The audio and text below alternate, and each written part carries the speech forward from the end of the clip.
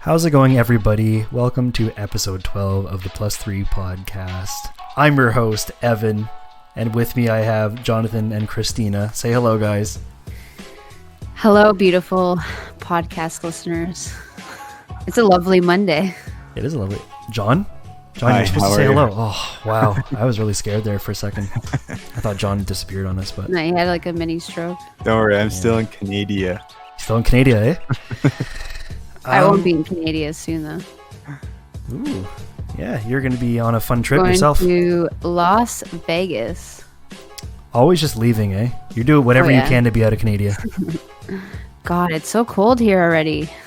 Yeah, it's getting there. It's getting there. I actually fucking Freezing love my it. tits. It's pretty good. It's refreshing after what felt to me like a long summer. Really? Nah. I could go forever for summer. Really, eh? Oh, yeah. I'm in the wrong country, Evan. I think you're in the wrong country. That's why you keep leaving. Yeah, that's why I keep leaving. Well, hopefully you decide in the end to stick around here so we can keep doing the podcast. Well, I'll always be gaming. Always. Okay, let's get into it. I will start. And Wow. here is... I know, right? Here's a game that I've been wanting to talk about for a long time, but really, honestly, was avoiding just because I have such a long history with this game. It's No Man's Sky. I'm sure I mentioned this before, but I've been following this game since launch back in 2016. I believe it was August. I was the You only actually person... Sorry to cut you off, but you actually watched the trailer at my old place. I did, that's right. Yep. And I remember telling everybody about it. I was hyping the shit out of this game. Then it bombed. In my eyes, it didn't totally bomb, but, you know. Anyway, so what's recently happened with the game is that they've released their third major update called Beyond, which introduces a lot of major fixes to the game, small features they didn't mention very much in patch notes, but some of the key stuff involved in this new Beyond update is they have a 32-player multiplayer lobby and like a hub that you can go and meet with players, and there's a new mission structure system where you can actually do quests together with people and stuff. I believe they didn't have that before. They also introduced VR for PC and for PS4.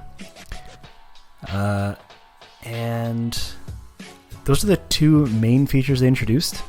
Wait, so for all those players, do you guys all get to play together? There can't be like a 32-person party or anything, but you can have 32 people in the same hub at the same time. It's like, imagine Destiny. Okay, that's what I was thinking. Yeah, it's they model a lot of this game But after Destiny. this hub's within No Man's Sky, aka like the whole universe, or... No, so the way you access it is you can access it from any galaxy, or from any star system, sorry. So throughout in the game, for people who don't know, basically what you do is you just travel between star systems and explore the planets on that system and then move on. But in each star system, there's like a space station, and there's also a nexus. So you go into the nexus, and that's just your portal into this lobby. So you can access it from anywhere that you are in the game.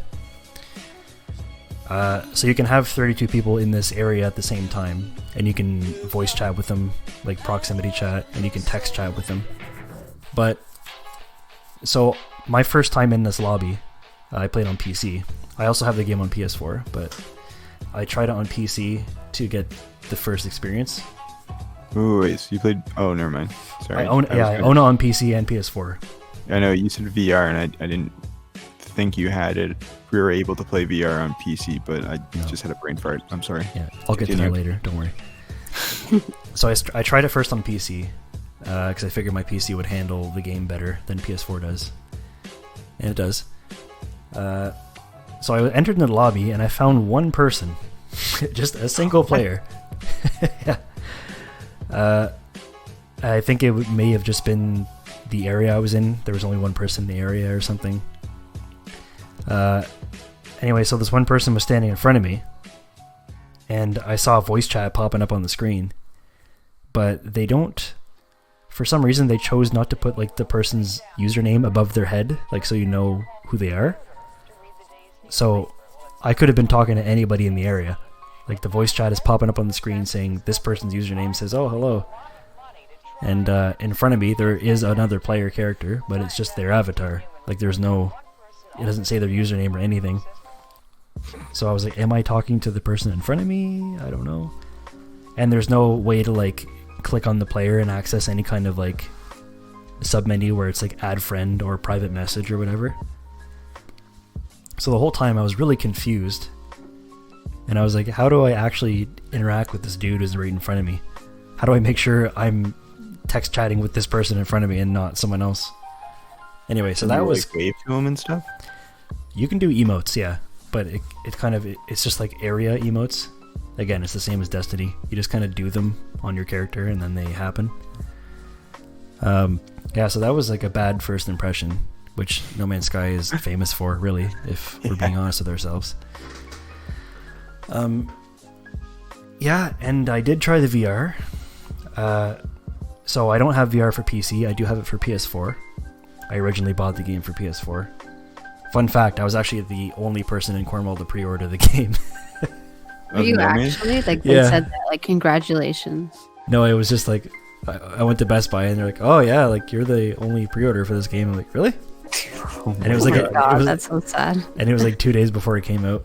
I don't know why. I would have laughed if you went to the midnight release and it was just you. Well, they don't do them in Cornwall anymore, from what I understand. I think they only do them for like really big, really well, like Red Dead and all that. But they do the same thing here, Evan. Like only for big, massive AAA games. Yeah, games that are like the pre-orders are humongous. Yeah, like Cyberpunk is probably going to have one all over the place. Oh, for sure. Oh, it probably has millions of pre-orders already. Oh yeah. Anyway, so I got onto the PSVR, which I purchased for $800. Totally was not worth it. Went down in price to half that price, like 400 something. Like a month later, I was super pissed. But anyway, that's a different story. Logged on to No Man's Sky, and as I expected, it looked like garbage, and played like garbage. Simply because, the PS4 standard is not the best console to be doing VR on. Honestly, it's the worst one. Like, they got it just to barely work with the headset. In my opinion, they should have actually made it compatible only with the PS4 Pro. Mm. Just because what they have to do with the PSVR is they have to, like, say you have a game that has VR capability, but is also a normal game. You have to lower the resolution of the game in order for it to work in VR. So it gets blurry, like very blurry. I was playing No Man's Sky and I couldn't see trees in the distance and stuff, and I was like, this is just horrible. That's like Elder Scrolls. Yeah, well, to be honest, Elder Scrolls looks better. Like Skyrim looks better. So you're saying it's crappier than the quality of Elder Scrolls? It is, yeah. God, it's probably terrible then. But probably what you've seen of Elder Scrolls is on the standard PS4. If you were to run it on PS4 Pro, the resolution gets bumped up, so the quality is better overall. But anyway, I think it's a bad marketing move on Sony's part to have the PSVR ship with the standard PS4. Like, it's not. It doesn't give a good impression. Honestly, Evan, you should have did the deal that I did with the PlayStation Pro. Basically, I know. You trade in your standard console, right? Good old EP games. Yeah, they would let you trade in your console and then let you bring the PS4, or they would let you bring the PS4 Pro home so you could transfer everything to your new console. And then you wipe everything out from your basic PS4 and bring it back. And it was like dirt cheap. I got it for like $200 on the money, no tax, nothing. And I was like shocked. I thought it was gonna be like close to like $300, and it was like, yeah, here, $200. I'm like, really? And it was like right when it like first came out, or a little bit after it came out. And then all of a sudden, like a month later, everyone was like wanting a PS4 Pro, because I guess like a bunch of games looked way better on the PS4 Pro. Oh yeah, I find it surprising that they even did that deal. Same. They always do that. I did that with my Xbox. You can like upgrade to the Xbox One S, and that's what John's using for his. But the thing about the Xbox One S is it doesn't support 4K. It supports 4K video for like movies and stuff, but it doesn't support 4K gaming. That's why I got the Xbox One X. But now they have a friggin' another Xbox coming out. I can't keep up. It's too much. I dished out $630 for the Xbox One X. What do you expect me to do? Dish out like $700? Yes. They're starting to release consoles as often as laptops, and that's a bad thing. Yeah, exactly. But like, not even that, like, it's the same company doing this. Like, I understand if there's like, oh, another company, or if Sega started doing consoles, like, that makes sense. Like with what YouTube's doing. But like for Microsoft to dish out a new one, not even like 5 years, like what has it been, 3 years? What do you mean YouTube? You mean Google with the Stadia? YouTube has it. Is it Google? Yeah, it's Google. I thought it was through YouTube. No, it's Google. Oh. No, you can go on YouTube and then start a game if you see a game trailer. They advertise that. Well, Google owns YouTube. Oh, okay. But yeah, That's but right. when you see like a game trailer, it's like play now. There's like a little thing. Yeah, but that's with Google Stadia. Okay, anyways, that's off topic. Sorry, Evan. But I'm saying it's like good, it's discussion. major companies should not be doing that. It's just robbing people of their money. Well, Yeah. that's what they want, right? 100% it is. It's just a moneymaker thing. I mean, we all know where the true value is. You buy a PC and you get, you can upgrade it along the way and you don't lose hundreds of dollars. Well, they're pretty much essentially getting to a build of a PC. So, I mean, like what? Isn't PS5 and the new Xbox supposed to be more, like, I don't know, their processor's insane? Well, the thing about the It'll console never be is as good as PC. Yeah, They just they never always are. use older tech for consoles. They'll never actually be able to get like a really good, use the brand new whatever, like graphics card or whatever. Mhm. But yeah. Well, the whole, essentially, it's supposed to be like something you have that's portable, that's smaller. You can't have like a major build for your console. Like the Xbox is chunky. Well, it's huge. Yeah. It is. Compared to the PS4, yeah, it's like double the size. Yeah. So back to No Man's Sky. After that fun little tangent. One thing that is good about it, though, is I'm not sure if this is because of the new update, but you can play in creative or normal mode. That has existed in the game for a while. In creative mode, you can actually, you can afford anything. You don't need to, scavenge resources in order to convert them to things and build and whatever, blah, blah, blah. Anything you want to do, you can do it immediately. Like, you can build bases immediately for free. You can unlock all the equipment you need for free and all that. But what's cool is you can actually do creative mode online. So you can be with your friends and stuff, and then you're both you can immediately jump into building a base and figure out how the game works and all that, which is awesome. You I think can it's travel to other worlds, right? Yep, and fuel is free. Money is not even an issue in creative mode. It's just like Minecraft, right? Does it find you a friend, or you have to have You a can local player? you can do either. You can make your own party, or you can go to the public Nexus hub thing I was talking about earlier, and you can just find somebody. Oh, okay, that's good for solo players. Yep. Yeah, that's another cool feature of it. Overall, I don't recommend the game. I don't recommend the game. I used to, but yeah, it's fun to see that they finally tried the VR thing. I think again I'd have to see it on the PS4 Pro in order to get a good impression of it, but for now I don't have a good impression of it on PS4 Standard, so I don't recommend it. That's a shame. I feel like a lot of games that I was excited got VR, I was disappointed. Like, you brought over Doom VR, and I was not impressed. Yeah. No, there are companies that have tried gimmicks and stuff like that. One company I have to give credit to is Bethesda, because they were the first company to really try stuff, to take risks and try new things with VR, by making the Skyrim and Fallout VR. People forgot about Fallout VR. It exists. There's Fallout 4 VR out there. Oh yeah. Yeah, Yeah, you're right. forgot. Surprised you haven't bought it, Evan. I'm not a huge Fallout fan, to be honest. Like, I played Fallout 76 for a while. It's pretty fun, but I wouldn't consider it in VR. Did Serious Sam end up coming to PS4 VR? No, I don't think so. It is on PC though. Oh, that sucks. That'd be a great game, Evan. But the thing about the Serious Sam VR is it doesn't play exactly like the original, like when you would play Serious Sam. Like you basically like stand in one spot and you like aim around a whole room. You have to like turn around and like shoot and stuff. Like you're not moving around and stuff like what you would do with keyboard and mouse. It's all different. That's the thing about VR. They haven't hit that cool. I don't know. Well, they're starting to. On PC VR tech, they're starting to get more advanced and like easier to actually play VR. I don't enjoy VR like at all. It makes me nauseous. Like get a headache. It's not. The only thing that's enjoyable is like when you experience new things and being in a world like Rick and Morty.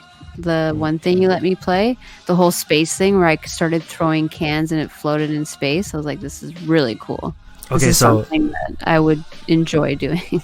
Right. So the other two games I'm talking about are all VR games, like VR only games. So I'm going to tell you about some stuff, and I think it might interest you. Because I think both of these are new experiences.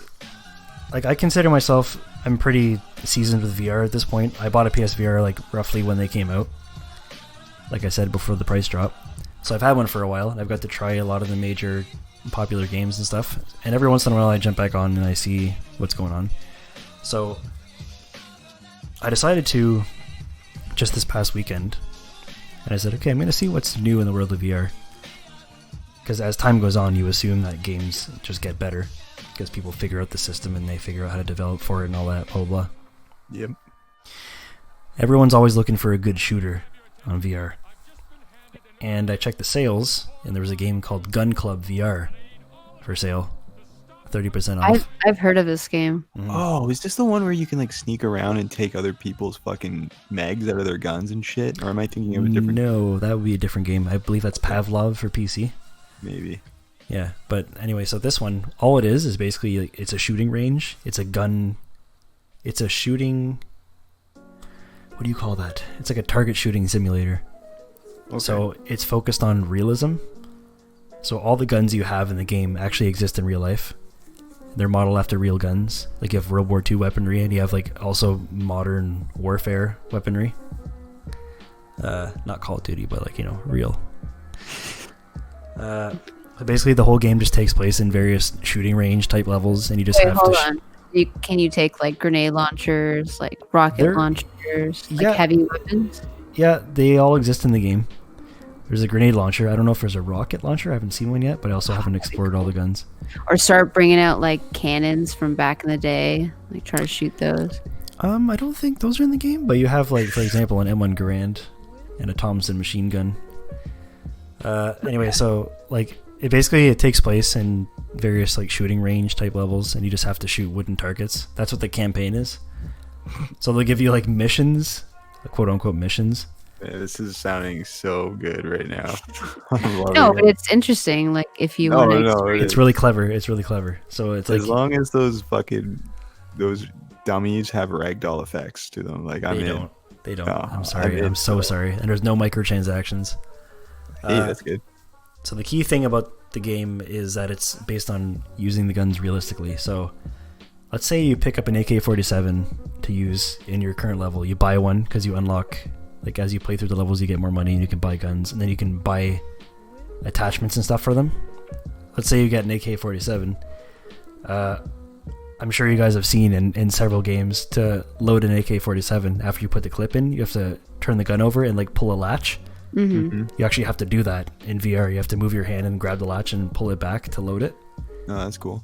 And there's a button you press like on the right hand, like say your right hand is holding the gun on the trigger hand, whatever. Mm-hmm. You have to press one of the side buttons on the controller to release the clip, and it drops down with physics and everything. It lands on the ground and it ragdolls, John. Oh yeah, okay. Then you have to reach down to your belt and pull up a new clip, and then attach it to your gun, and then you have to flip the gun over and pull the latch, and then you're loaded. Give me your belt. And another really cool thing about this game is that with any other game where you're shooting, like say you have a regular two-handed weapon like a rifle or a shotgun, in any other game before it, unless you had the PS4 gun controller, like the one for Farpoint, where it's like a gun attachment and you can slide both move controllers into it and then you're holding a gun, like a plastic gun. It's kind of like the Killzone one for PS3, if you remember that. Yeah, I do remember that. So for people who don't have that, there's actually a mechanic in the game where say you shoot with your right hand, you hold the trigger with your right hand. Your left hand, if you press a certain button in the game, he actually like snaps to the gun and he's holding the barrel. And that actually changes how you handle the gun, and it makes it feel like you're actually holding a rifle in your hand. So they did that mechanic really well. It's hard to describe it. You have to really try it. Mm-hmm. But so it changes how the gun almost rotates and stuff. Educational. It's more of a simulation. I guess. But you're learning like the guns, the stuff that you can put on your guns, like scopes and all that, and you're learning how to reload a gun. I don't know. It kind of seems like it's educational. Yeah, definitely. It would 100% show you how to use a real gun. That's how in-depth it is. Like if you want to attach, there's a whole station in the game where you walk up to it and it tells you like, okay, if you want to put a scope on your gun, first you need a rail attachment and slide it over the barrel, which it makes you do. And then you have to take a suppressor and put it on the tip if you want to put like a silencer or whatever. And then attach a flashlight to the rail. You have to actually position it on the rail and then adjust its position, like how close it is to you, and then like release it kind of thing. Yeah, like super heavy customization. Do you think eventually they'll maybe update it to add, instead of like you just shooting, wooden dummies or whatever, do you think they would actually add like levels? I don't think so, because they did the wooden dummies thing on purpose. Like they're going for a whole like military training kind of feel to it. So they have like the whole game, the game's campaign, they have like action scenes with wooden dummies. They have like zombie scenes with wooden zombie dummies. So I'm pretty sure they're set on that whole idea. They want to make it like, I guess, family friendly or whatever. That's really cool though. Like there's certain games, remember that demo that you showed me? It was the one where you're in the car and you're like shooting out of the car and stuff. So supposedly that company is, I don't know if it's already out, but I know they're making a VR like shooting game, like a full on, like not just a demo. And from the trailer, it looks fucking sick. And I can't remember what it's called. So that would be Sony Studio London. They're the ones who made that game. I'm pretty sure that's them that's making it. I could be wrong, but I'd love for you to find out. That would be good news, because that game on that PlayStation demo disc is still the best game that's ever been made for PSVR. Yeah. So hang on. Let me just see. Well, just continue on. I'm going to try to find it. Anyway, so that's all I was going to say about Gun Club VR. That's definitely worth checking out for anybody who has a PSVR out there. It's on sale. I'm not sure if it's a PSVR exclusive, but nonetheless, if you have a PSVR, it's worth checking out.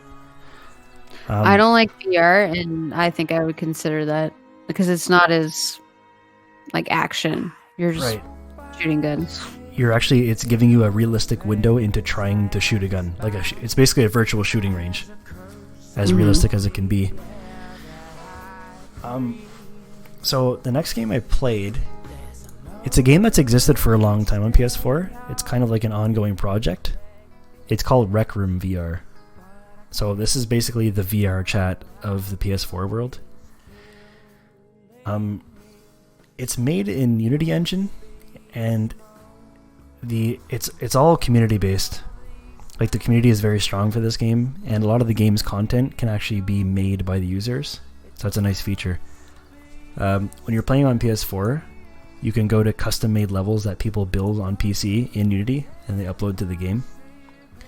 And then there's also like mini games and little events and like lounge rooms and stuff like that are made by the developers.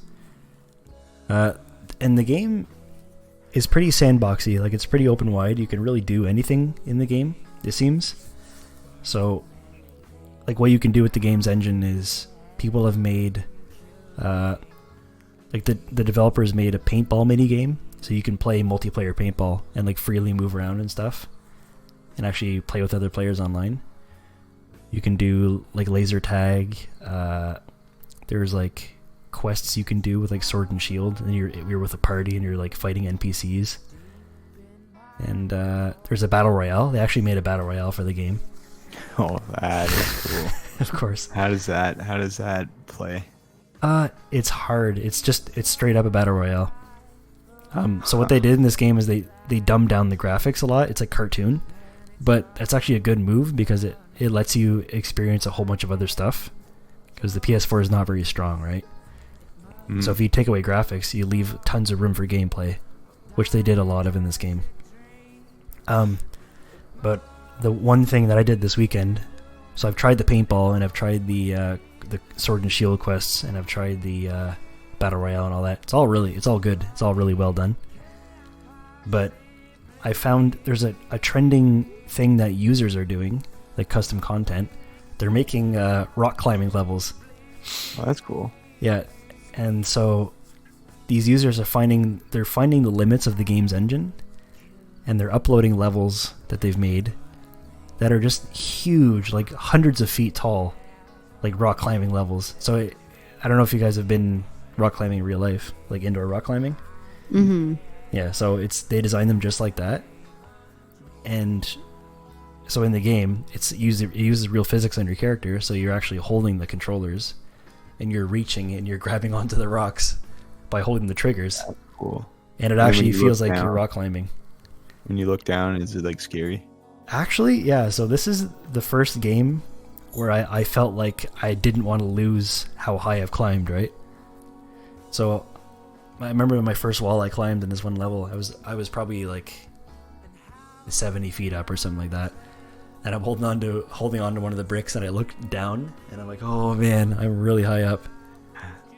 And actually, when you miss a grab and you let go and you're falling, your stomach is actually like going up and it feels like it's sinking.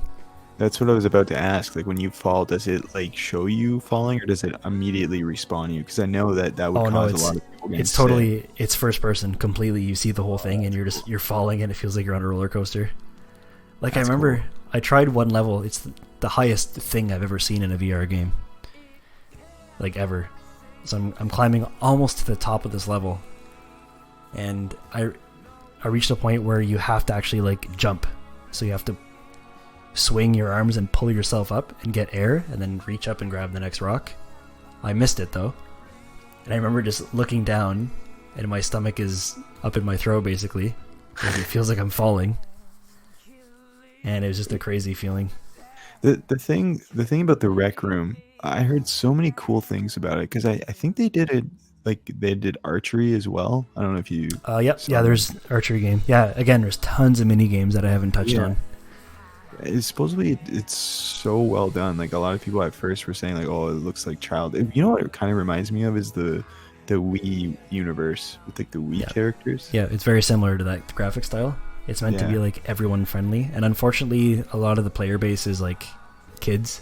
Mm-hmm. So you'll go into a public room and you'll hear like little kids yelling and screaming and stuff, and it's still really cool.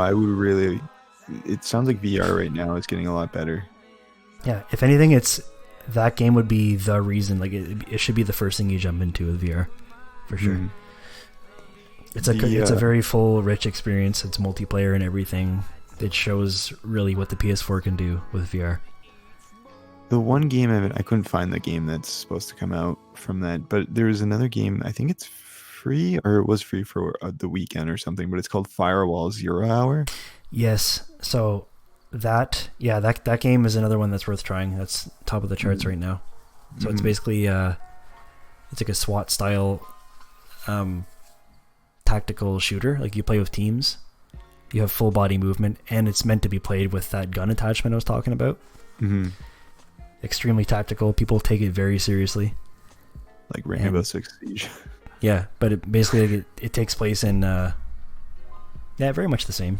People play very tactically. They command each other to do this, to do that. You're peeking around corners, and kind of thing. That's cool though. That's probably the number one action shooter game for VR right now. Mm-hmm.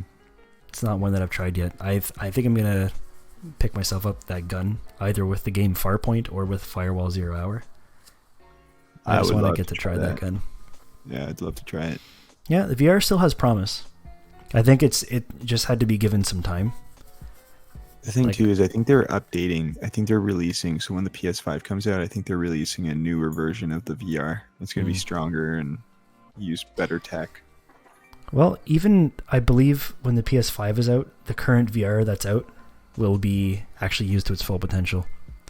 Because the PS4 standard, at least, is not using the headset to its full potential. It can support a better picture on the headset, but the PS4 just can't push that out. I think on the PS4 Pro is where you start to see what the headset can do. But there's even there's third-party software that lets you use the headset on PC. And if you have a strong enough CPU on your PC, you can push out really good graphics onto the headset. The only thing limiting the headset is that the resolution is basically 1080p and it stops there. There's another game too that I thought you would like. It's I think the lightsaber one. Beat Saber. Beat Saber, yeah. Yeah, I'm definitely going to be trying that one, and I'm going to be reviewing it. Cool. I'm excited to hear that. It's a rhythm game. A very physical rhythm game, which is totally my thing. That's good, man. No, I'm happy you played VR. Because we don't have VR, so... Yeah. Well, I think it's a special thing, right? Not everybody is willing to dive into it because it's pretty high risk, right? Mm-hmm. But yeah, I'm glad to have it, and I'm always willing to jump back and give it a try. And even though the resolution's garbage.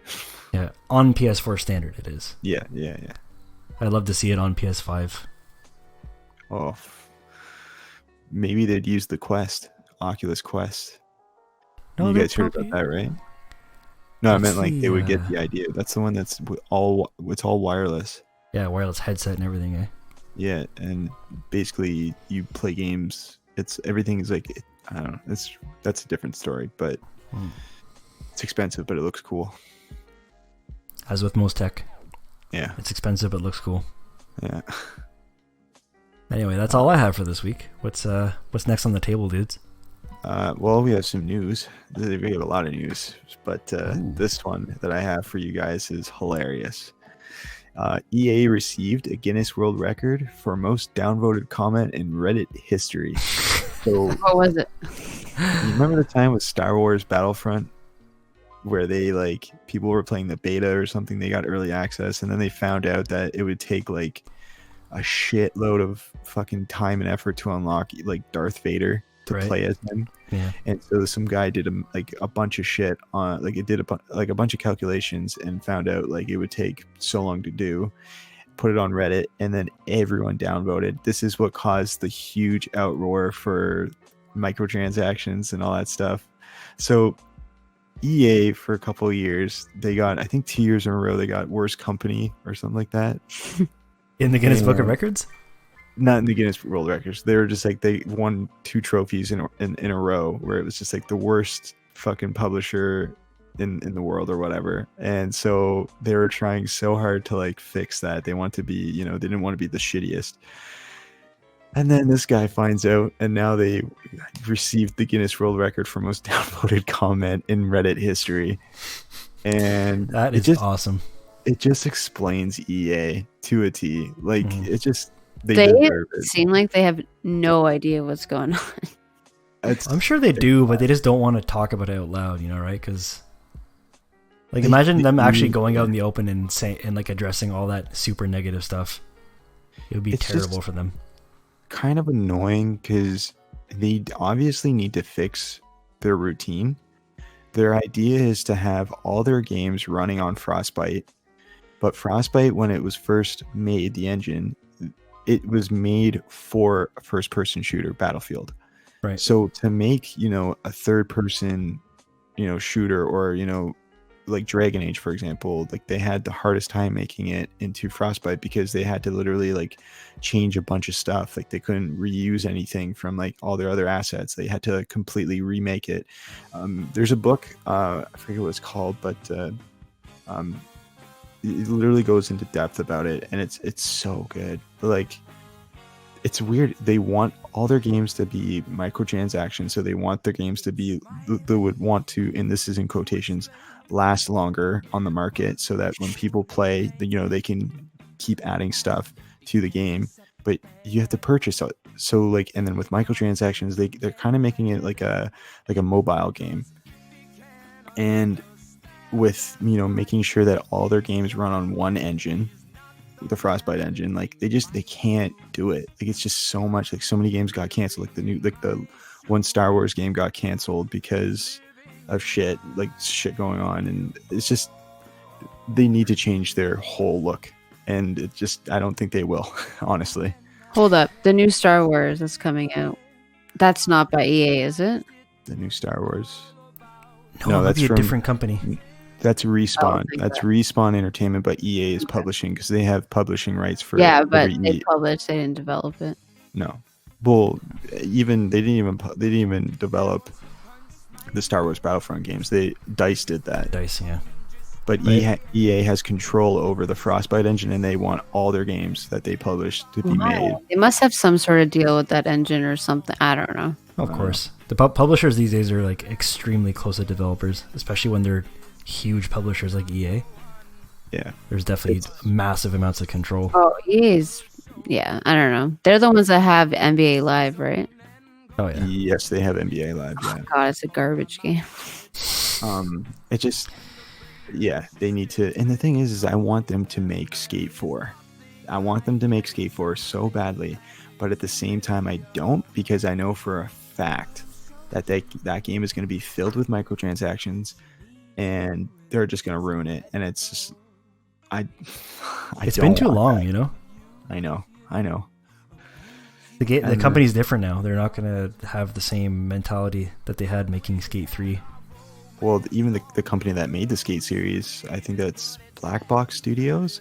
They're done now. They got rid of them after a Need for Speed game. They basically said, "Yeah, you guys are done." So they don't even exist anymore. I don't think so. EA has a really good way of making games and then tossing out the developers and just being like, "All right, yeah, you guys are done." Like, can't do anything. And then, and still on news, we have Hideo Kojima says he doesn't even understand Death Stranding yet. Acknowledges he's taking a risk. Oh my God. He doesn't even understand it yet? He doesn't even understand this game. So this dude better put out some quality fucking content, because people are literally like kissing his feet for this game. Well, yeah, it makes sense, right? Because he's made all the Metal Gear Solid games. Like, the stories that he's put in Metal Gear Solid is so good. Did you see his literally celebrity lineup of voice actors? Oh yeah. Like, oh yeah. But yeah, his whole idea, or like his goal, is to create a new genre that currently doesn't exist. So that's taking a risk. But I don't really understand how he made Death Stranding and doesn't even understand his own game. That's the thing I'm not really following. But honestly, that doesn't even scare me. Like, I'm still excited for this game. I'm tempted to just purchase it and see what the fuck is going on in this game. When's the release date? I think it's coming out in November. Yeah, November 8th on the PlayStation 4. So wow, that's soon, eh? Yeah.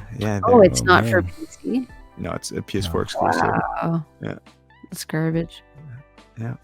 But yeah, understand your games before you release them. Well, it could just be that he's taking more of a backseat role, and he's like, "Hey guys who are developing the game, I'm going to give you a rough direction, and I want you guys to take your ideas and do whatever you want with them." Oh, I doubt it. That. I doubt it. He seems like a person that would literally have to be part of every decision.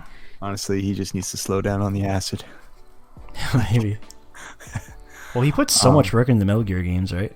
He's probably tired by now. Literally, those games are weird too, so...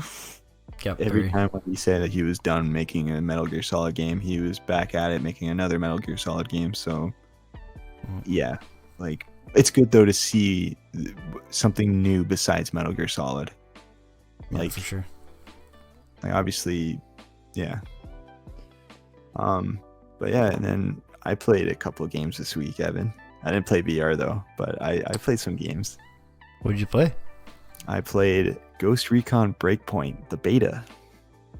That was And? out for this weekend, and it's good. I really enjoyed it. Like, I'm not a huge Ghost Recon fan. I never like you and I played the beta for Ghost Recon Wildlands, and that was kind of a mess. It was completely forgettable for me. Yeah, I couldn't really see shit on my screen because the HDR was really fucked. So when it became dark, I was like literally turning off my TV. That's what it looked like. But this game, the HDR still doesn't work. It made instead of making my screen completely black, it just made it look really foggy. So I'm like, fuck it, I'm just turning it off this time, and I'm gonna enjoy the game. But yeah, it's an online open world tactical shooter. So it's kind of like it's basically like Wildlands, but it can also be played offline. The story from the beta was that you were flying over this island, your helicopters got destroyed. You basically get out of your helicopter. You're the only one that survived, typical. And then you're trying to find the rest of your crew. You find a crew that's getting shot at, and then you find out that one of the guys that kills your own team used to work with you. So he's basically made this huge crew on this island, and he's basically betrayed you. So now you have to try to find a way off this island and deal with this guy that you knew. He also is the what's his name, Christina? He plays the Punisher. John Berthenol, or I forget his name. Yeah, I can't remember, but he's the villain in this game, and he looks pretty cool. It's badass. Every time he's like shooting a gun, I'm just expecting him to yell like in the Punisher, but you don't really know much about the story because the beta is so short. You only do like 2 main missions, and then you can just basically roll around like the huge island and do side quests and stuff. But yeah, so there's not a lot of story that I can like talk about, but the gameplay is pretty fun in my own opinion. Like, you can either like go in like guns blazing, or you can actually like stealth your way through the world and like go prone. And this is a game there's not a lot of games that you can like go prone and be like, well, it's kind of like Metal Gear Solid 5. I'm thinking of games that you can't go prone, but I guess a lot of games you can go prone. But this game, you can either go guns blazing, stealth around, sneak through the forest, and like kind of throw in like a little like UAV, and you could like fly it around and like tag out everyone in the base and stuff. And then once you're done that, you can actually sneak into the base and like try to figure your way through. A lot of like different ways to play. It's super fun. When you first start the game, you get to choose like a class. So you can be like a medic, who obviously can revive people faster, heal quicker. An assault, which is basically like, you're just really good at guns. You can just fucking run into a base and just shoot the shit out of them. You have your sniper class and your stealth class. Just your typical like choosing a class. It's like in any other game. And then with all of those, you have special abilities. So one, like the stealth character, you can like hit the ground and a big, huge thing of fog will jump in the air or like explode, and then that small area will be covered in fog, and everyone won't know where you are, so you can escape pretty quickly. And then when you choose your class, you can also choose perks, and the perks in this game are a lot. Like, remember, Christina, when we played not Baldur's Gate, Path of Exile, and it was like a lot to choose from. Mm-hmm. This one is pretty big from what I could tell. But they're pretty normal. Like, there's nothing like too crazy. It's just like, yeah, like get better at your accuracy, or you can hold more grenades. There's nothing too fancy, which I thought was pretty nice. And you get a lot of skill points like really quickly, so you can just upgrade a bunch of shit. But the atmosphere in the game and the graphics look really, really good. I remember rolling around, like going through like swamp water, and like the sun ray was like shining on the water, and it looked super, super cool. And I was just like, man, this, like, you kind of feel immersed into the game, and you're like, okay, like this is fucking cool. And a lot of times I find that Ubisoft games don't really look that great. So like with like Watch Dogs, it kind of looks like watered down. I don't know, like the graphics is in any Ubisoft game I'm not a big fan of. But this game looked really, really good. And it's just the beta too, so I wonder if it's gonna look even better when the full game comes out. The game I find takes a lot of inspirations from other games, so like The Division, Metal Gear Solid 5, and then obviously Ghost Recon Wildlands. But with this game, like, I don't know what it is. It just feels so much. It feels like a different Ubisoft game, which is good because I feel like most of their Ubisoft games always feel the same in a sense. That's the problem I have with them. Yeah, and one of the cool things about this game that I thought was such a smart idea was when you first start the game, they show your HUD, right? So you can see your little mini map. It shows you like where like a group of enemies are. So with like on the mini map, it'll show like a red fog on like in a certain area, and that's where like enemies are. So you have to be careful there. And then they'll show you all your information for your missions, your guns, all that stuff, just regular HUD stuff. But then when your tutorial is done, they're like, okay, so you were playing the game with HUD on. Now we're going to turn it off, and you actually have to find your way through this island and try to find your own missions without any help. And I was like, whoa, wait, what? This is fucking cool. But I'm like, how the fuck do I do that? And found out, because I started playing it because I wanted to test it out, you'll find civilians around the world and you could talk to them and they can give you information on certain areas that you would want to go to. So you can ask for like, hey, yeah, do you know where I could find like this ammo base, or like the place that I need to go for a mission, or, you know, I want to pick up this attachment for this gun. Like, do you know where it is? And they'll pinpoint where you are. So they'll update your map.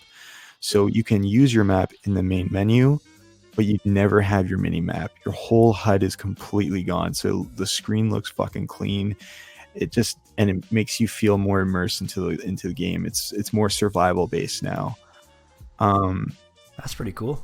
It was really fucking cool. It was so fun. And I was just like, you get lost. And like the thing is when I was testing it, I was like, okay, like you can also turn it back on too. So like if you don't like it, you can just flick it on and your HUD and all that stuff pops on. So whenever I got this information, I was like, okay, I'm going to go there. And they're like, yeah, you just have to head north and then you'll find this building and then you turn right. I'm like, okay, cool. So I start walking and I'm like, okay, well, I'm just going to turn on the HUD. And then when I do that, I find out that I'm going the complete opposite way.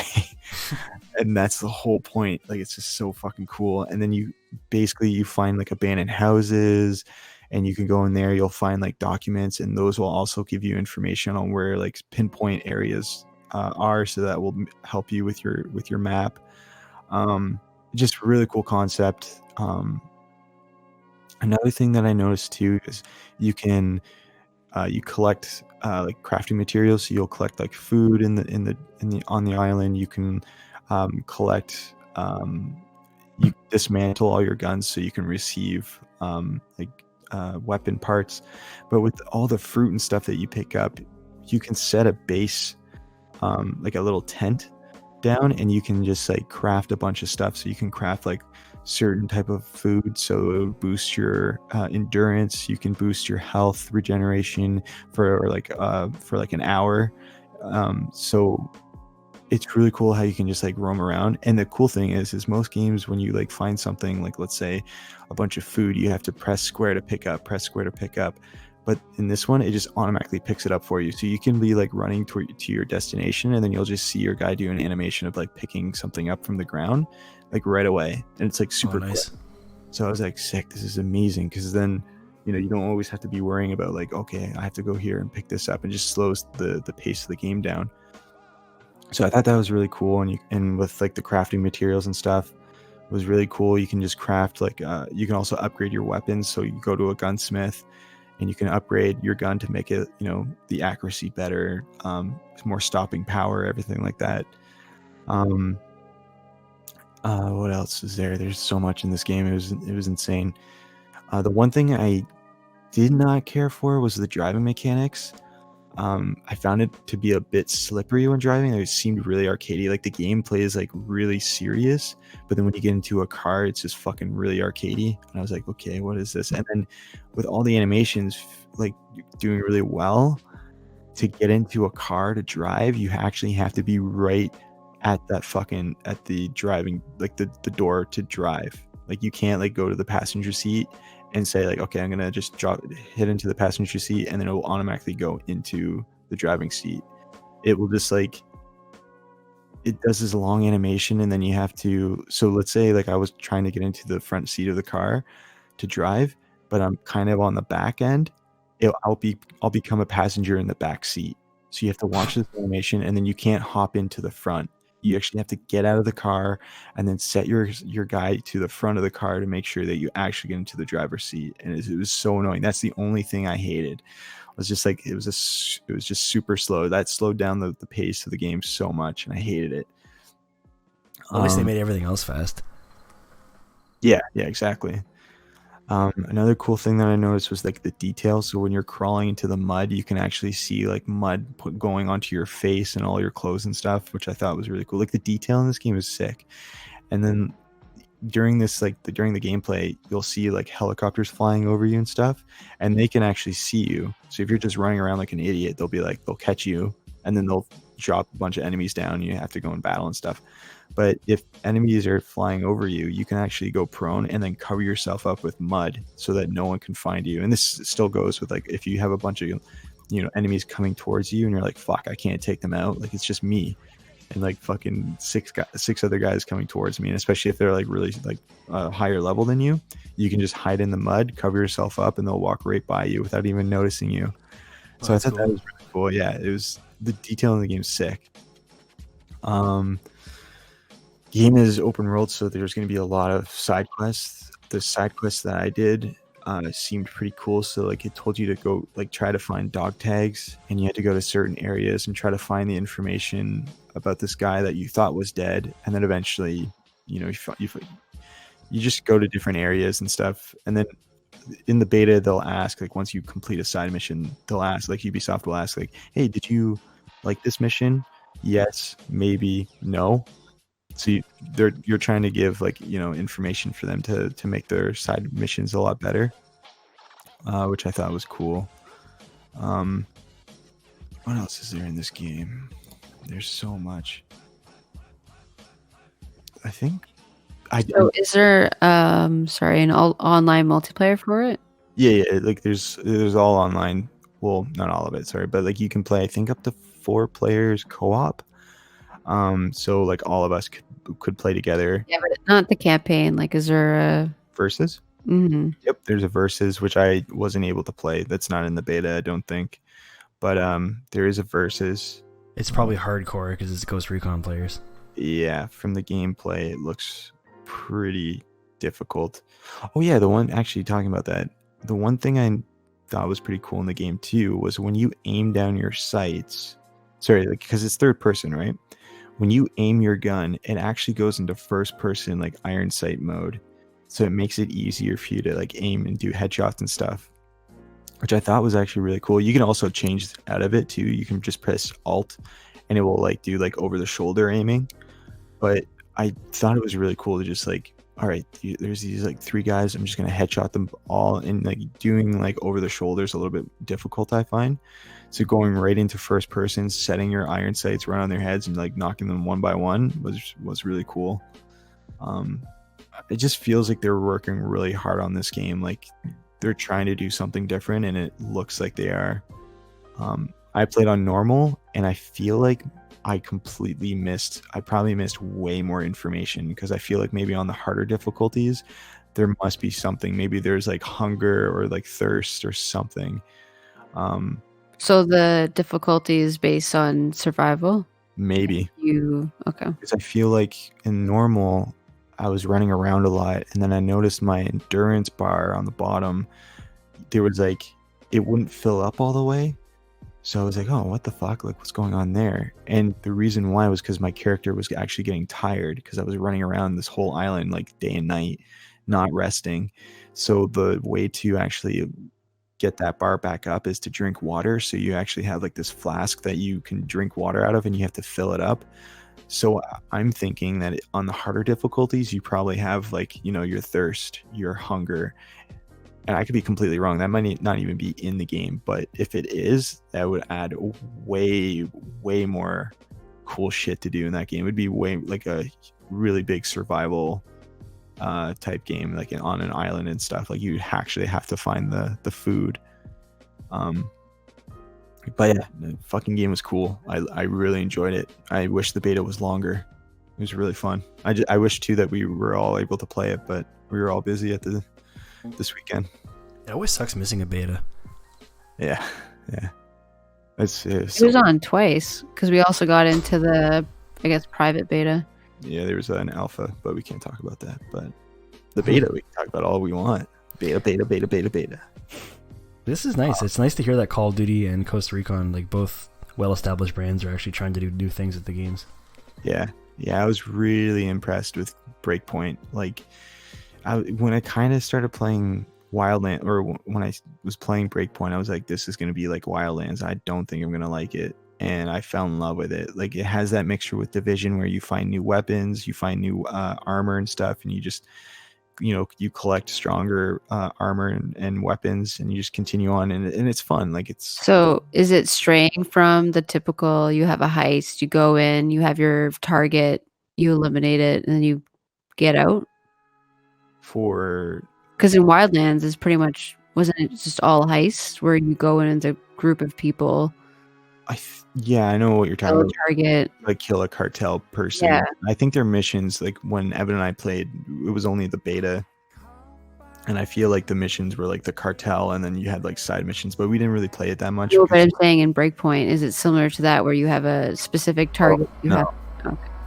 All the missions, they feel different, which is cool. And then before I get to my next game, there's also something else I want to mention on news, but Call of Duty Modern Warfare fits really well with Ghost Recon Breakpoint, but Modern Warfare's campaign will be revealed later this month. So they're actually going to show gameplay about the story, which I'm actually really excited for.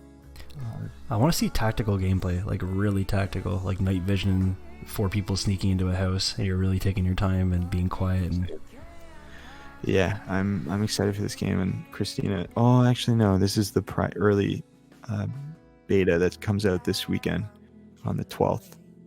Right. But it's the open.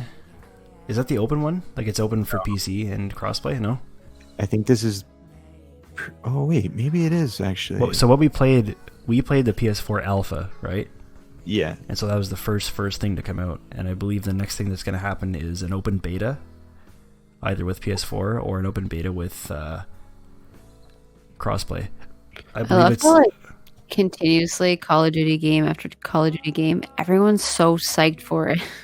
Yeah, well, it's they put energy into it, right? Like they don't do nothing with their games every time they release them. Mm-hmm. Like you can tell they have a lot of motivation to just keep trying new things. Like they're trying things quickly, which is cool. I feel like I've been let down too much. Well, I don't know. It like grabs my attention for like the first week, and then it dies out for me. It's like it's like everybody wants to know. Like say a young person goes around and the weekend comes around, they're finished school, and like, oh, I wish there was a party going on. Yep, Call of Duty is basically that party. It's in the video game world equivalent anyway. It just doesn't have that same longevity for me as like Halo. Oh man, open beta is this weekend. So Thursday, Friday is early access for people who pre-ordered it. So they get like an early version of it, like to get ahead of everyone. You guys pre-order it? No, but Saturday, Sunday, and I think Monday, that's when open beta starts. And then I think the following weekend after that is the cross-play with Xbox, PC, PS4. So we can all play that too. I'm excited for this game. We talk about it all the time, but I'm super pumped for it. Yeah, me too. And then the last game I played this week, I was super excited to play it. I like when it got announced at I think it was at E3 that it got announced. Blair Witch I was extremely excited for this game, a first-person horror type game. I was like, yes, let's do it. I loved Outlast. Let's play Blair Witch. Downloaded it this past weekend, and yeah, what a letdown.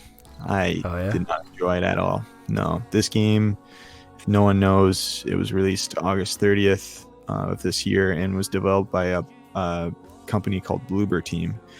It's a first-person psychological horror game where you play as a character named Ellie, and you're trying to find a boy who disappears in the Black Hills Forest. Named Joel? So the whole game, yeah, I think. I don't know. I really don't. I didn't follow the story at all. But the whole game takes place in this forest, obviously, because this kid got lost in there. And you have a companion with you, which is your dog. And don't worry, you can actually pet your dog in the game. I know everyone is obsessed with that when a dog's in a game, but the whole point of this game is your dog. So he can sniff out clues. So if you find an item, you can like put it near his nose, and you can sniff it out, and you can follow him and stuff. He'll track the smell, the scent. He also helps you in battle. So there's no like shooting or anything in the game. You only have like a flashlight and a video recorder. And these guys are hiding in the dark in the forest, and you can hear them ruffling around in the grass, and your dog will bark at where they are. So you actually have to keep an eye on your dog. And then when your dog is barking in a certain area, you shoot your flashlight there, and you'll see like the monster run away. And the whole point of damaging them is with the flashlight. And then eventually, once you damage them enough, the battle is done. Like you don't from what I've played so far, I'm only like 2 hours in, but that's it. That's all I've done with battling. So it's not too exciting. Like I said, you find the video recorder, and you'll find cassettes. So your dog will find these like cassette tapes that you can watch in the video recorder. And if you watch them in the right, you'll watch this video and you'll see like a tree fall down onto a car, and you're like, okay, so there's a car over there that I just passed. Let me just go over there. And if you watch that video again in front of that car, in the background, you will see that tree actually fall. So whatever happens on the video camera, if you're in view of that area, it will actually transfer into the real world. So that's how you open up more areas to actually go to and get along further through the game. At first, it was really cool. And then it just kind of got tedious. And the thing about this game is like the atmosphere is great. I love it. It's in the forest. It's scary. The sound effects are really good, but it's so easy to get lost, and I fucking hated it. And that's the thing. Like I'm just backtracking all the time. I'm like, I don't know where the fuck I'm going. And then you're like, okay, it must be something on this cassette tape. And there's this one small thing, and you're like, wow, okay, I was supposed to stand right there instead of like on the right side.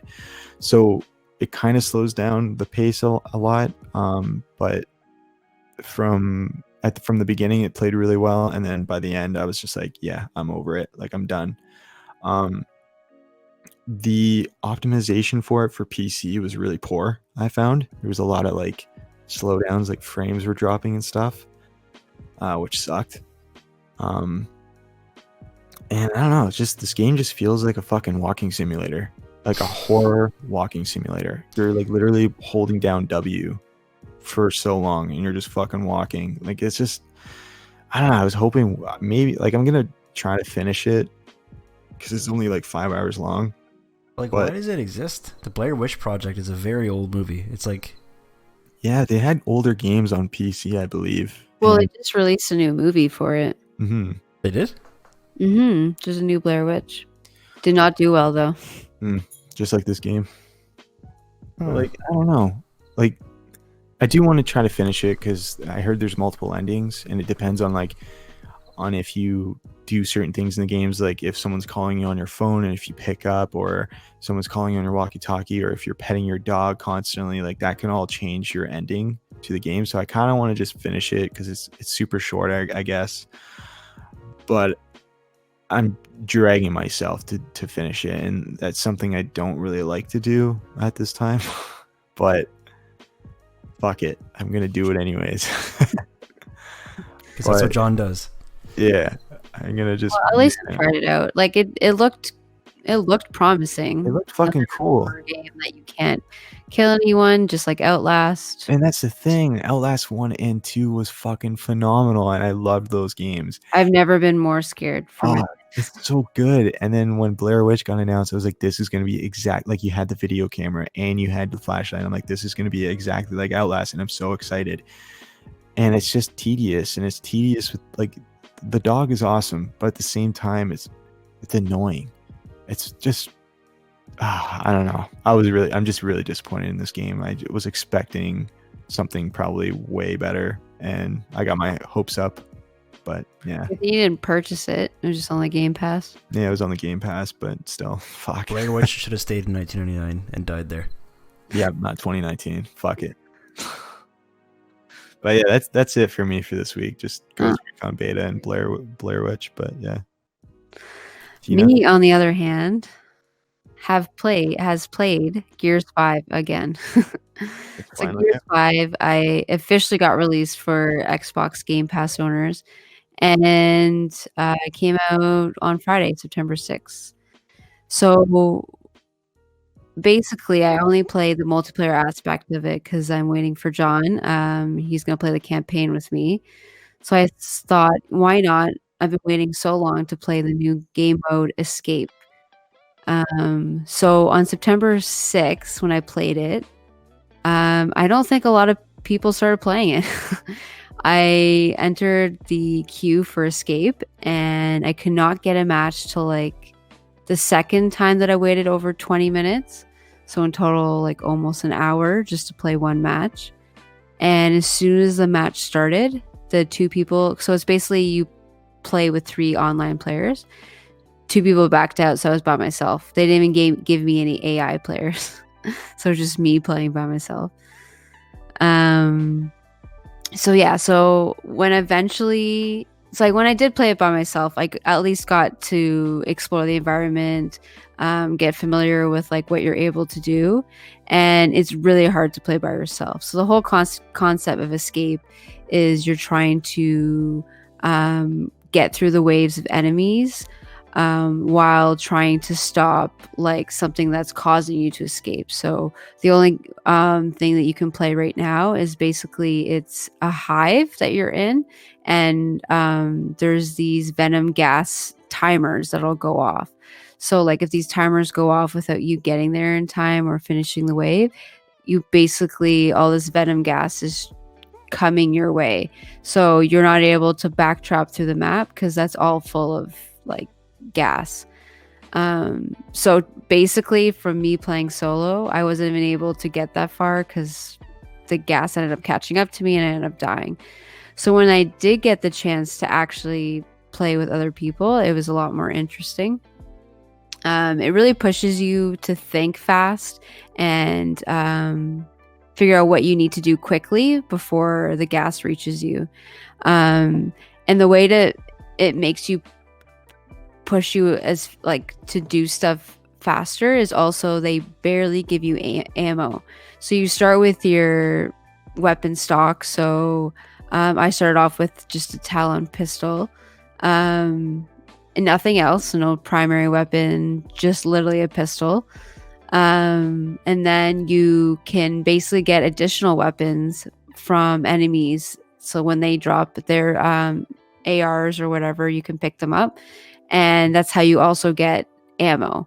So pretty much you start off with like 40 bullets for your pistol, and then you're forced to find little ammo around the map. And then the enemies will say drop a shotgun. It'll have like 3 bullets. So you're like, great, that's literally useless. So you literally have to pick and choose what enemies you're able to kill at a certain time. Choose melee over using your bullets, that kind of stuff. And it's a lot easier because when you have 2 people to rely on, like that they probably have more ammo or whatnot, you can like work together. But also at the same time, like if you don't know those 2 other players, it sucks because they like when I was playing without John, the escape mode, the 2 other players just ran ahead of me and grabbed all the ammo. So it's like, I don't know. So half the time you're like literally trying to just melee enemies because you have no ammo. But that being said, they added an ultimate ability. So there's this ability timer at the bottom of your screen. So the more enemies you kill, the more XP you get. That meter fills up, and you're able to use your ultimate. So the character that I was playing as is a female character. She was able to use a shock melee ability. So when you activate it, it's useful in using that on a heavy enemy that has a lot more health. And you can basically just pretty much melee this enemy till they're done. They also have like new added weapons that you're able to try. So one weapon that this very large enemy had was a breaker mace. Essentially, it's a mace that has all these huge spikes on it. Does heavy damage to enemies. Also, some of the enemies have new improved weapons. So there's a drop shot weapon. Basically, you throw like huge, heavy grenades or bombs towards people. And then those enemies start off with huge shields. And these shields are controlled by these hovercrafts. So if you don't destroy the hovercrafts, you can't shoot him down because the shield will always be on him. So that's a new neat thing to do as well. So you're trying to shoot hovercrafts while enemies are shooting at you on top of this huge locust enemy that's also trying to hit you. Then I don't know if you remember, John, there's this huge locust enemy that has the breaker maces, and he literally leaps towards you. Not runs, leaps, and like flashes down with his maces. So it's also terrifying. You literally have no ammo and you're trying to run away from this enemy. Other cool weapons that I was able to try out was this weapon called Claw. It's a light machine gun. They also added a new type of grenade that's flashbang. Surprisingly, Gears didn't have a flashbang. Really? So this whole time? Yeah, they have a new flashbang. They have a new Lancer grenade launcher, which I didn't even get a chance to use yet. And then the weapon I was talking about, the Talon auto pistol, so new pistol. And then the one weapon that we did get to try in the verses is also in this escape mode, the Cryo weapon. So the big locust enemies carry these, and once they die, you grab it. So useful for like huge waves of enemies, especially the tiny little guys that jump around that you mostly literally need to shotgun. But using the cryo weapon, you could like freeze like 8 of them at a time. So yeah, overall, I'm actually excited to see where they're going to take Escape. Like, this is just the one mode that you can play with the venom gas. Like, I'm excited to see what else they have that you have to escape from. It was really fun. It's like the perfect amount of time. It was like one match I played took like 30 minutes. When I played with John, it was like 20 minutes. Like, just the perfect amount that you want to play. Yeah, I had a lot of fun with it. Like you said, when you ran out of ammo, that was kind of annoying because like, you ran out of ammo so fast. Like a shotgun, they give you like 3 bullets. Yeah. Like the light machine gun, they gave you like 30. Like the thing is you're playing with like other players, and those players will just hog all the ammo, so then you're fucked with all like no ammo. So you're trying to run around trying to pick up other ammo from like the dead enemies, but then they only have like 3 shotgun shells, and you're like, fuck. But I thought it was pretty cool. Like, once you get the hang of it, it's really fun, and like knowing where to go and everything. Like, you can also get stuck in rooms. So because like the mini map doesn't show you the whole world. Basically, it's like Diablo, Evan, where when you're running around, it basically shows you only where you've like actually walked. Yeah. Oh, okay. You've actually gone. So you could see a room where you run into it, but then there's no other way out of it except for back. So then you actually have to be like, and if that gas is coming towards you, you have to rush out and go in to try to find another way around, right? So it's really fun. Like, we only played the one level, but I actually had a lot of fun with it. And I think the reason why they also limited ammo stock, they just wanted to prolong the length of a match. No, that's true. Like the whole like hesitance and like it's like pushing you because the venom gas is trying to reach you, like it's trying to make you like, freak out. And I guess too, when you're playing with other people, every single character has a different special ability. Like my character had the one where you place down a big circle, and whoever's in that circle will actually start collecting ammo for their weapons. Oh, So what? You had that? yeah, so that's why I kept on telling you to come towards me because I was getting Guy's ammo. playing with me. He doesn't even tell me he has create ammo. Are you kidding me? Yeah, it's a really cool concept. That I was never really into the Gears multiplayer, but this escape mode seemed really fun, and I had a blast with it, and I'm excited to see more of it. But yeah. So Yeah, is this but a you new know- game mode that has never been done in any Gears game before? No, it's new. Yeah, it's So brand new. Gears usually has Horde and Versus. They've never had an additional game mode. So this is like brand spanking new. Yeah, Nice. it's really fun. I actually really enjoyed it. You also got to try the Horde because I know you haven't really played much of it. Like I Mhm. played a lot of the previous Gears game, the Horde. It's the same. Like it's the same type of thing. Like there's a starting box that what is the box called? Well, I don't know, honestly. Fabricator, sorry. The fabricator is basically essentially what you get all your defense mechanisms from. So your like barriers, your turrets, your sentries, your decoys, your everything you need is in there. Plus you can buy additional weapons catered to, this is new, catered to your specific weapon loadout for your character. So, question though, with that case where you collect all the defense kits, Fabricator, yeah. I was never able to actually purchase like any of the defense kits. I had no idea what I was doing. I was just like No, no, no. grabbing all this. And so when you defeat an enemy, you collect power. Yeah. With that power, you go to the fabricator and it tells you like this costs 2,000 power or whatever. And that power also can be used to fix those devices. Mhm. So like sentries can get damaged or turrets. You go up to it with your repair weapon and it costs power to repair it. But then some characters, like I don't know if you were playing with me, there's a character that what's his name? Like Dave or something, the flying. Oh yeah. Yeah, you can play as the bot, and he specifically can repair like anything without it costing him power. So like Oh, and he could revive you and stuff. so, like some players will stick to only buying defense mechanisms, and if you have like that guy on your team as a bot, it's so helpful because then you don't have to waste your own power. Yeah, but I couldn't ever buy any defense kits. Like I couldn't buy those. No, you can because everyone collects power, and you're able to purchase from the fabricator. Yeah, I was just because the cool thing about this, Evan, is you can actually, when you collect this energy, you can either spend it or you can just fucking dispense it into that crate thing that Christina said. I forget what it's called again, but you can add a bunch of your energy in there so that other people can use, right? No. So the fabricator is different. So when you start the game, you have to pull the fabricator to a certain spot where you think that it's always probably going to be safe. Okay. And then you build your barriers around that from there. So like you build like the spiked things. What is it called? Yeah, I don't know. Yeah, the wires. Then you can buy like turrets, all that stuff. Then there's another thing. This is new. I didn't even know what it was for. Like this huge circular Oh, I know what that's for. platform thing. And when you put your power into it, what does it do? Yeah, you hold down your E button, and basically it goes around slowly. But once it actually connects, you collect a bunch of power, like energy. I know that.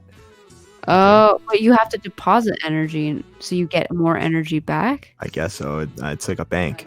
It's like real life.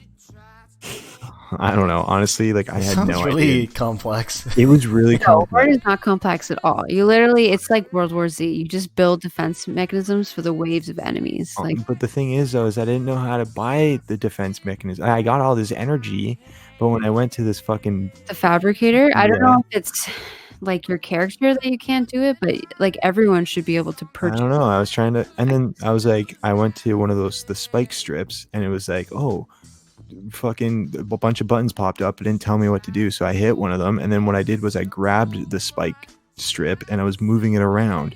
Oh, you didn't know how to place it. And then no, I grabbed the spike strip that was already placed, that someone placed really well, and then I fucking moved it, thinking, all right, this is mine. But then when I placed it, like, I don't know, it was all fucked. I didn't. The best thing I could have done in that fucking horde mode was kill people, and that's what I did. And we got to like fucking wave 26, 27, and then I was like, all right, I'm over this. This is the same fucking shit. It was Well, fun. the problem is with Horde, it's up to 50, and it's only like really fun when you're playing on a hard difficulty. And they added so many difficulties, Evan. It's insane. So it goes from like beginner to, I don't even know what the last thing is, but it's like beginner, intermediate, hard, something insane, suicidal. Like it's just like, I think there's like 8 difficulties, and they're all different by the range of handicaps that are added.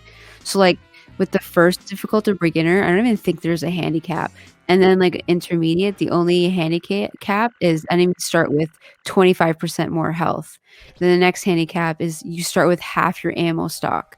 And then the next, like it just like I guess keeps adding more and more stuff like handicaps. And maybe that's what it was. Maybe we were playing it on like an easier mode to the point where I was just kind of like, It is boring, yeah. it can get really boring, but I had fun with it. Like, I don't know. I just wish I knew how to set my fucking defense mechanisms. And Horde is really fun when you're playing on a hard difficulty. yeah, And when you're playing with friends as well. yeah, It's fun, and it's the same thing over and over again, just like more waves. And then at the end of like each 10th wave, they have a huge boss, and I really like the new boss. That huge locust enemy that you had to shoot like the crystals on each of its limbs. Yeah, that was fun. Yeah. Yeah, the game looks fucking good, Evan, by the way. The graphics are fucking phenomenal. Oh, they always get better for Gears games. Yeah, they've always been at the pinnacle of graphics. And I really enjoyed their whole cover system. Everyone like hates it, but I love their cover system. The one thing I fucking hate, and I still cannot, even after the beta, is the goddamn sprinting with the space bar. Why? I don't know. I just You're always in cover. Like you're always. I fucking love it connected with shift. Shift is the sprint button, not space. I don't know. I'm being picky. The game's overall is fucking fun. I really liked it. I don't have anything bad to say about Gears 5 except for get the fucking sprint button right, bro. You can probably remap it. It's the 5th one. I could remap it. Also, I played versus like 2 matches maybe. Because we played a crap ton of versus in the beta, and only thing new for versus, they added 1 new map, excluding the 2 that they showed off in the beta. It's fun. You could also play with bots too. Yeah, you can play with bots. Yeah, Christina was waiting for me to get something ready for the game, and she was just playing a round of bots, and it looked fun. Like, I know a lot of people aren't really big fans of playing against other people around the world, so playing against bots is fun. I enjoy it when games do that. Yeah, the cool thing about bots too is that like bots are programmed by the developers, right? So the developers put time into making the bots act the way that the developers intend. Yeah. Like when you see bots in a game, the developer's like, hey, this is how we think you should play the game. We literally programmed how the game should be played. Yeah, and I think they take information from like other players, and like the higher the difficulty of the bots, maybe they react kind of like how other players do. I don't know. I'm just guessing, but at least they know how to put the shift button or the sprint button on a shift. So yeah, that's true. I am not done talking about Gears, by the way, people. This is just the multiplayer. In the upcoming weeks, John and I will attempt to finish the campaign, and we'll talk about it more. Yeah, I'm excited for it. But another game that I decided to throw back to is Castlevania Lords of Shadow. So this beauty of a game, not affiliated with any of the other Castlevania games. It's not related at all. Came out October 5th, 2010. This is a while ago, about 9 years ago. Released on PS3, Xbox 360. Developed by a team called Mercury Steam, and then, of course, published by Konami. So this game, actually, graphic-wise, did not hold up. The graphics were not that great. But that being said, it's a third-person action-adventure game. It combines like combat, puzzle, and platforming. So very interesting. Something that I feel like I have experienced before, at the same time haven't. It's very much similar to God of War's hack and slash, even similar to where it has fountains for like the magic, fountains for the health, but different in the sense that even though it is 3D, it kind of seems like it's a platformer because the way that it makes you squeeze into certain areas and go down different like pathways a certain way. It's very interesting in that aspect for the gameplay. And the story is really good. Like, it's really well done, really well written. Essentially, you're playing this epic quest as this man called Gabriel Belmont, and he's seeking revenge against the murder of his wife, and he's battling against these mysterious lords of shadow who drive the world into darkness. So his whole world is falling apart. He's forced to join a brotherhood called Brotherhood of the Light. Essentially is a group made up of holy knights who are equipped to defeat the darkness that's evading the world by the supernatural. So he's traveling all around the land, defeating darkness, equipping their powers, and trying to get guidance from his wife to ultimately release her soul from evil. So he's basically going through 3 factions of the Lords of Shadow, and he's trying to end their unholiness. And you're playing as this warrior, and of course, as a warrior, you have to have a chain whip. Mm-hmm. So it's very similar to God of War. So he uses this chain whip, which they call a combat cross. And he does short range attacks and long chain attacks. And essentially you're also, when you're killing enemies, you're gaining XP in order to basically upgrade your chain whip and what kind of attacks you can do. So you can ultimately do air combos with your chain. So you're trying to get new abilities to do that. New combos for meleeing, new short range attacks, and of course long chain attacks. And then eventually they add magic, so you're able to cast spells that will help you with enemies. The spells actually help with the strength of your attacks to increase your damage. The chain whip also can be upgraded to be able to scale walls. You can also swing across gaps. So like, it's really cool. Like, as a platformer, it feels like you're doing a lot more than a platformer is able to do. And on top of that, the game is using a fixed camera. So it's allowing you to visualize the whole area that you are around the enemies. And the enemies are generally in one area around you. Some examples of the enemies that they have in the game are really cool. They're all pretty much fictional, like mythical creatures. So like trolls, giant spiders, goblins. Some of the interactive bosses are gigantic, very similar to Shadow of Colossus, where they have these giant mythical gods. Also very similar to God of War. I think they really kind of related to God of War in creating this game. And of course, the ability trees are quite long. And also you can upgrade your primary weapon abilities as well.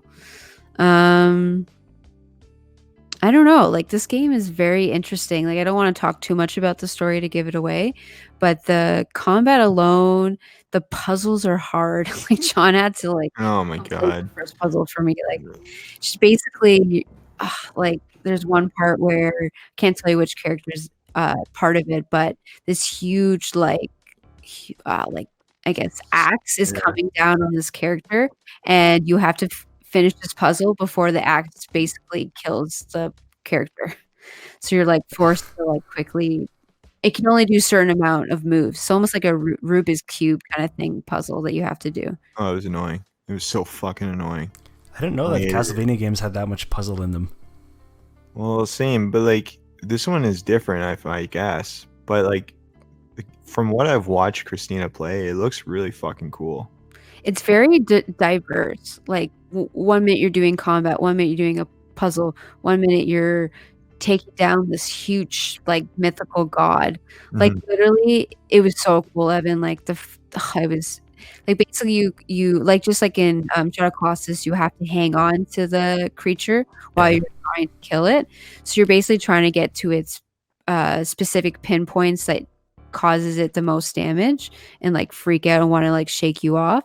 So while you're literally trying to stab this like creature into the certain spot, every like 1 or 2 stabs you have to like hold on, and then like it's super frustrating when it immediately like kicks you off and then you have to climb the whole thing again. Yep, that's Shadow of the Colossus. But it's very satisfying when you finally get to like take down this huge creature. That's why I like platformer games. It was fun, Evan. I really think actually you would really enjoy it. I think you would enjoy it, Evan. And there's 2 of them, so stay tuned. I'm gonna definitely purchase the second one. Mhm. All right.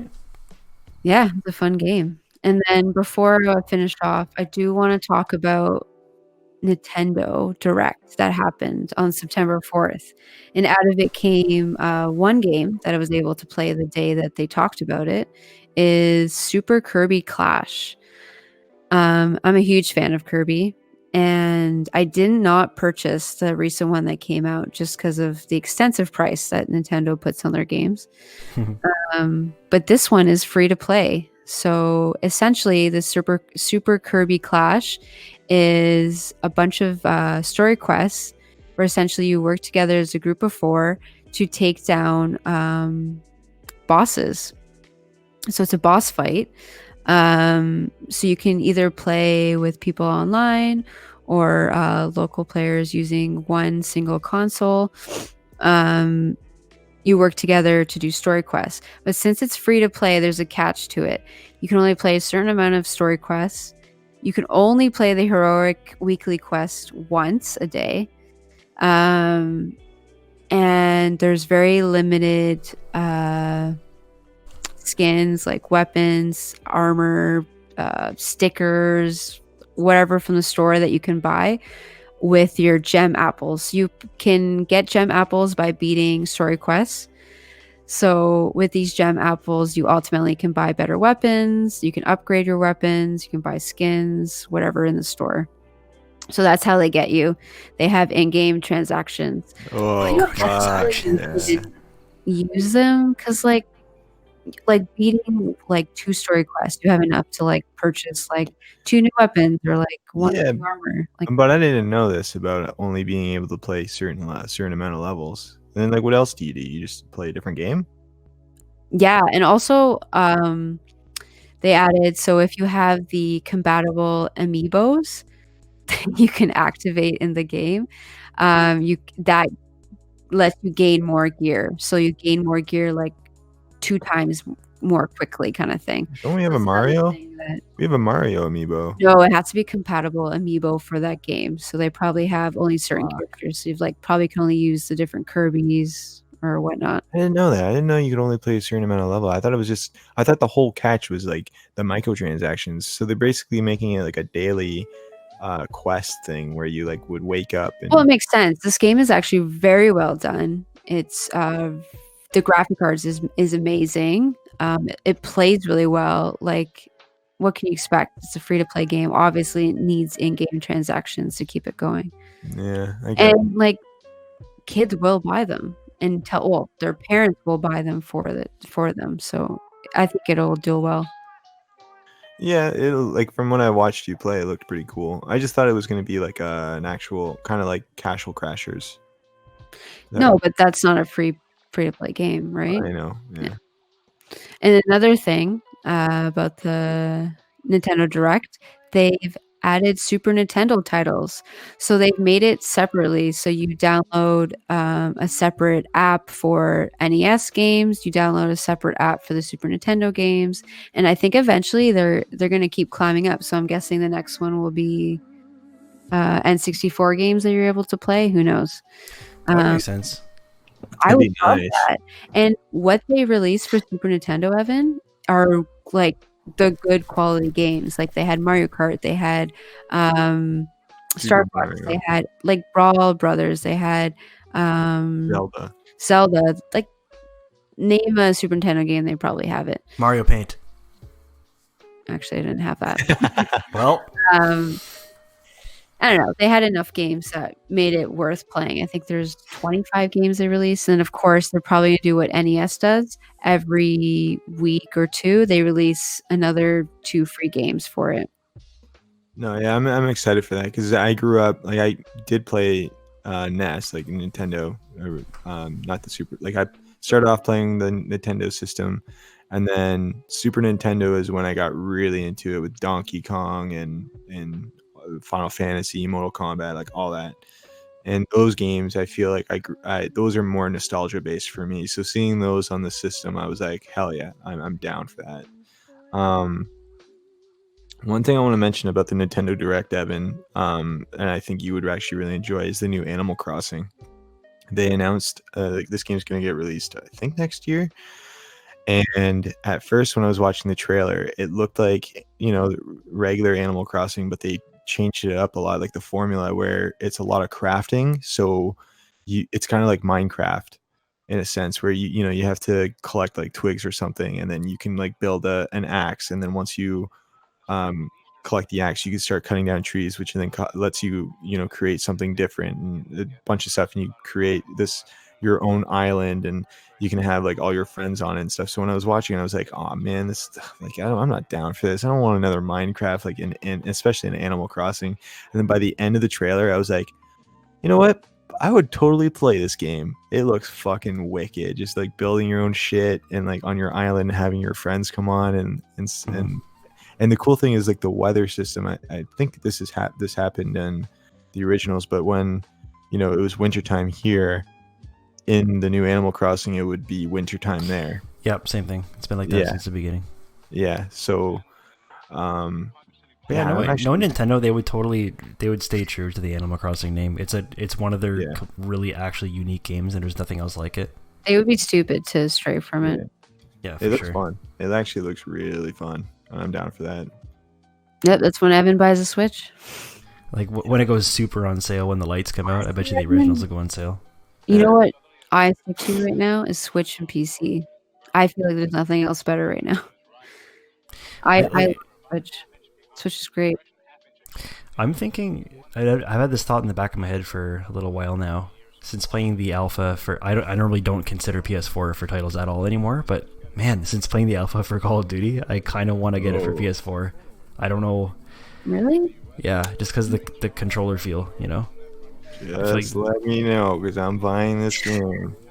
I am too. I'm trying to figure out, like, will I enjoy it on PC? My PC setup is not the best for shooter games. You could always use a controller though too, right? You can use a controller. Why not? Yeah, but then I'm using an Xbox controller, and it's a bit different. You can set up your PS4 controller.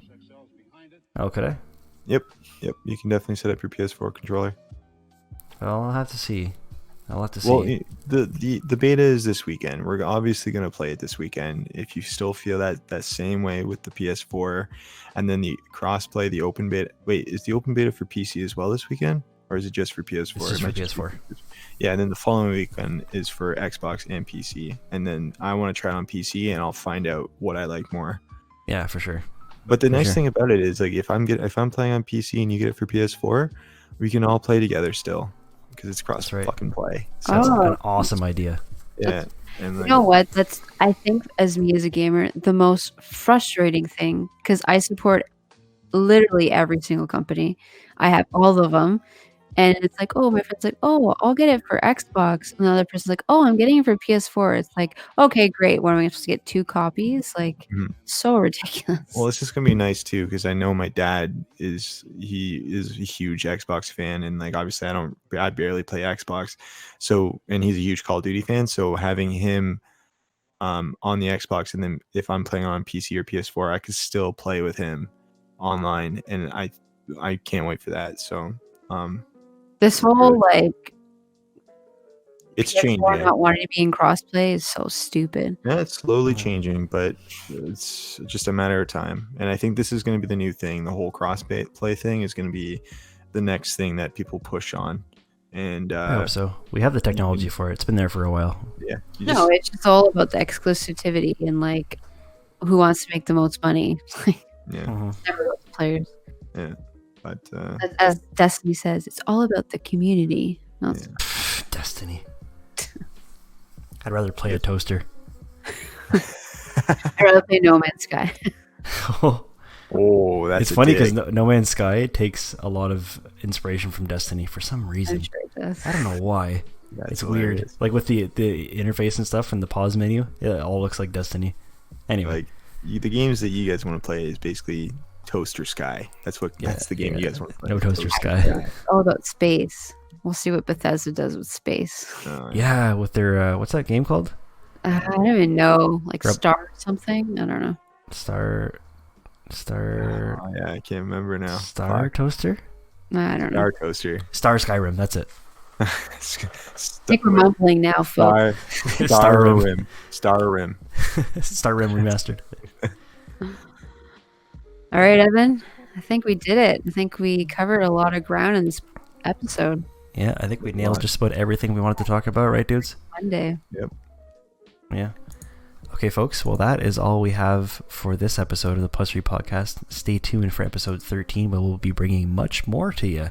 For now, have a great time.